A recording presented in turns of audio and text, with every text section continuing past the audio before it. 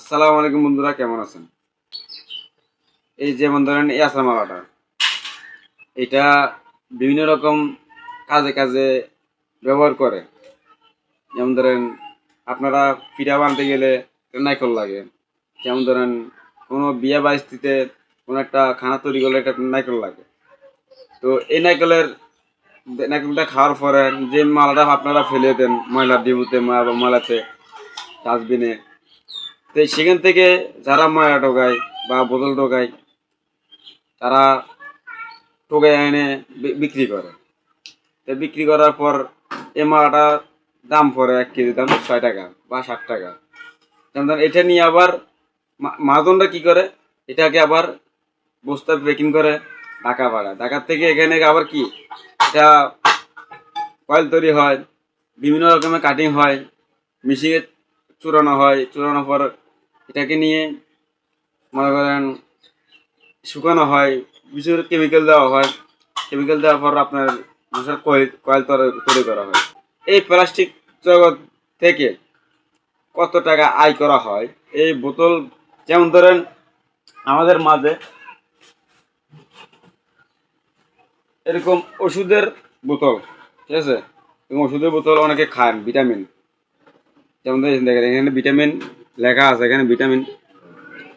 তো অনেক খায়, বাসা বাড়িতে ব্যবহার করে, খায়, বাচ্চা ফলানোতে খাওয়ায়, নিজেও খায়। মানে ক্যালসিয়াম শরীরে ক্যালসিয়াম কমে গেলে আপনারা খান না, এই সেগুলো আর কি। মানে এই বোতলগুলো যদি আপনারা ফেলে দেন, এগুলা কি টোকাইরা, যারা বোতল টোকায় তারা কি এগুলা টোকে আনে, রাস্তাঘাট থেকে টোকে এনে বিক্রি করে, ওরা ওদের সংসার চালায়। এই বোতলগুলা আপনাদের বাসা বাড়ি রাখবেন বিক্রি করার জন্য, বা আপনার চা খাওয়ার জন্য কি টাকাও হবে। তা আপনাদেরকে বলতেছি যে এগুলা ফেলে দিবেন না। এগুলো যদি রাস্তাঘাটে ফেলান, মানুষের নাসি জাম হয়ে যায়। বর্ষাকালে মানুষরা আড়াচলা করতে কষ্ট হয়ে যায়। পানি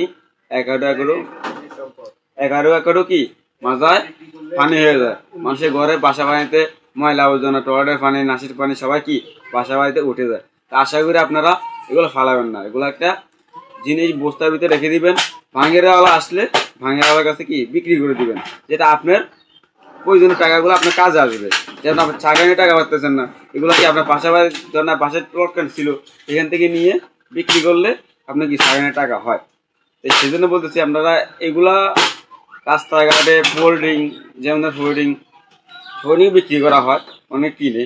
আমরা তো আবার মনে করতে ফোল্ডিং কিনি না, বা আমরা বিক্রি করি, আমাদের থেকে এগুলো আসে।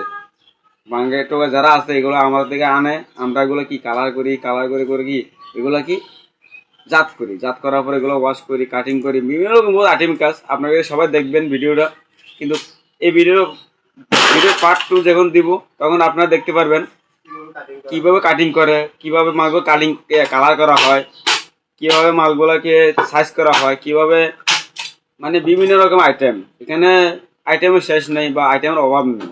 আপনারা যদি ভিডিওটা না টেনে মনোযোগ দিয়ে যদি ভিডিওটা সবাই দেখেন, তা আমার থেকে ভালো লাগবে। আপনাদের কাছে একটাই অনুরোধ, ভিডিওটা সবাই শেয়ার করবেন, লাইক কমেন্ট শেয়ার করবেন। এমনকি এমডি মহিন ভাই ইউটিউব চ্যানেল সাবস্ক্রাইব করবেন, 5 টাকা বেল আইকনটি সবাই ক্লিক করবেন। আসসালামু আলাইকুম।